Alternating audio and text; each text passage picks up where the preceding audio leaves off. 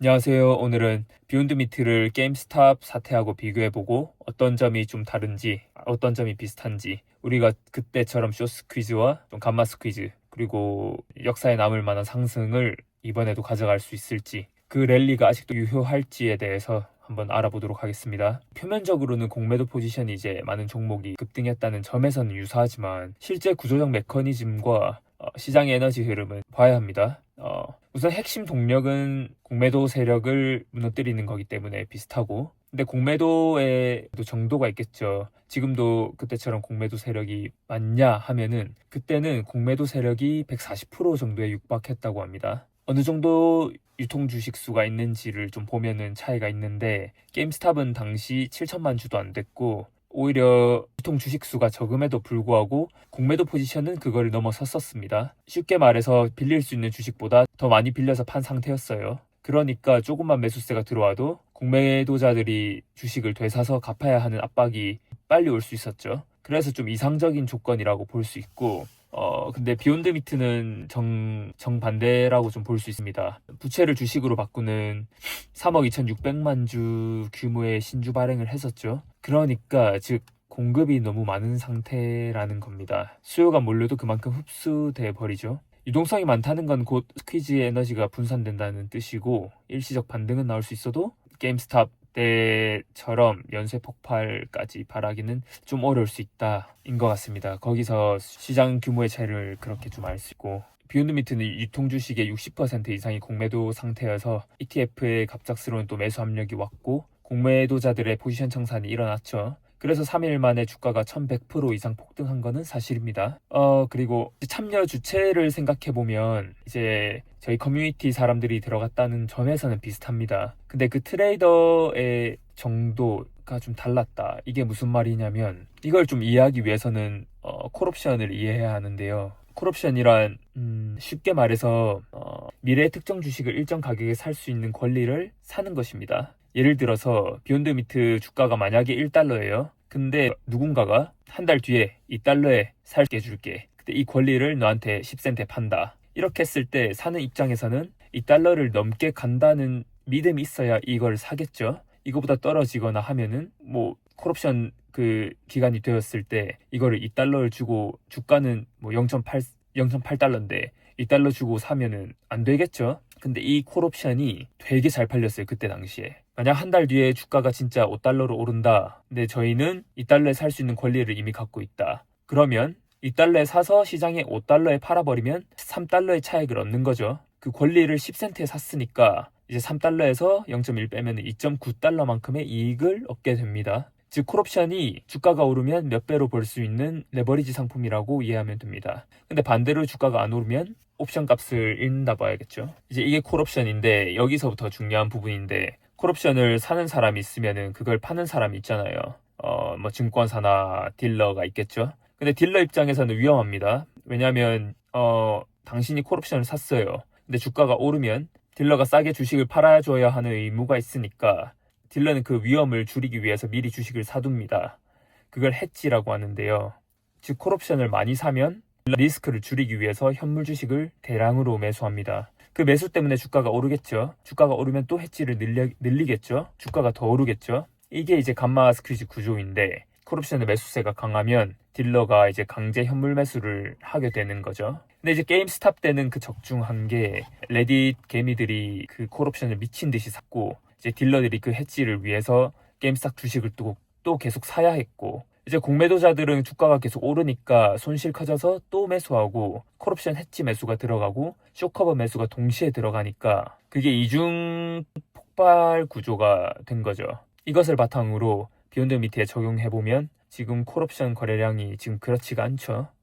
그렇다 보니까 딜러들이 해지할 이유도 없고 주식을 강제로 사야 할 상황이 없습니다. 퀴즈가 잠깐 일어난 거지 사실 감마스 퀴즈는 지금 구조적으로 일어날 확률이 좀 낮다고 저는 생각합니다. 그리고 아까 말했듯이 유통 주식량에서는 유동성이 게임스탑에서는 매우 낮은 상태였고 지금은 유동성 주식량이 되게 많은 게 비욘드 미트죠. 이 두 가지 이제 감마스 퀴즈를 만들어낼 수 있는 구조를 지금 주식이 가지고 있느냐, 그런 가능성이 있느냐와 주식량이 어느 정도냐, 이런 것들이 꽤 중요한 포인트로 저는 생각이 듭니다. 이번 사태의 결말을 좀 합리적으로 생각해 볼 수 있는 근거가 되는 게 이 두 가지라고 저는 생각을 하고, 또 트리거가 되는 거는 그때 당시 일론 머스크가 게임스탑에 대해서 샤라웃을 했죠. 그거를 트윗하면서 또 되게 매수세가 훨씬 더 붙었었던 거고, 사실상 그때 당시에 광기를 넘어선 그 광기, 전 세계 사람들이 다 사는 그 광기는 나오지는 않고 있습니다.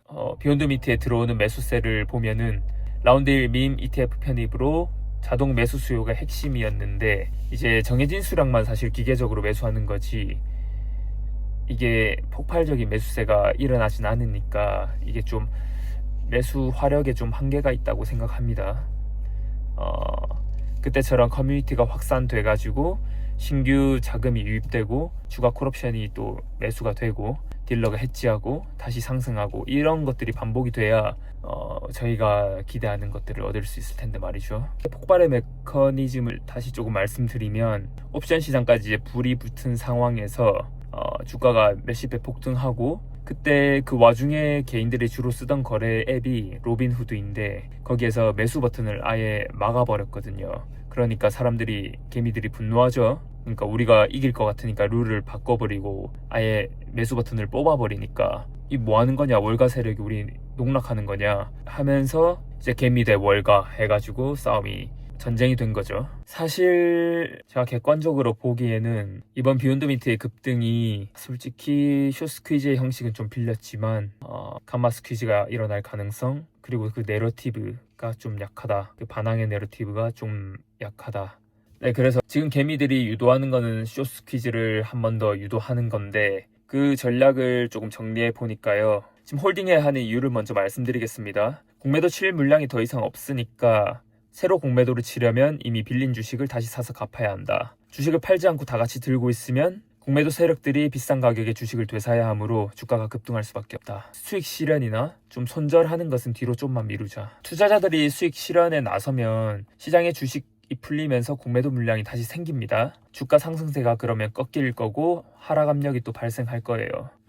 그래서 지금은 매도 타이밍이 아니다, 버티자 라는 분위기가 지금 있고요. 결국 그거죠. 수익 실현하게 하려면 숏스퀴즈를 내야만 할 수밖에 없다. 그냥 이 논리로 가는 거죠. 그리고 숏스퀴즈 예상 시점을 얘기하는데요. 한국 시간 토요일 새벽으로 보고 있습니다. 이때가 파생 상품 청산 타이밍이기 때문에 이때 공매도 세력들이 포지션 정리를 좀 하지 않을까. 그때 커버링이 들어올 수 있다고 생각하는 거죠. 이 타이밍까지만 그러니까 버티자, 패닉셀 하지 말자 라고 다 같이 지금 얘기하고 있는 상황입니다.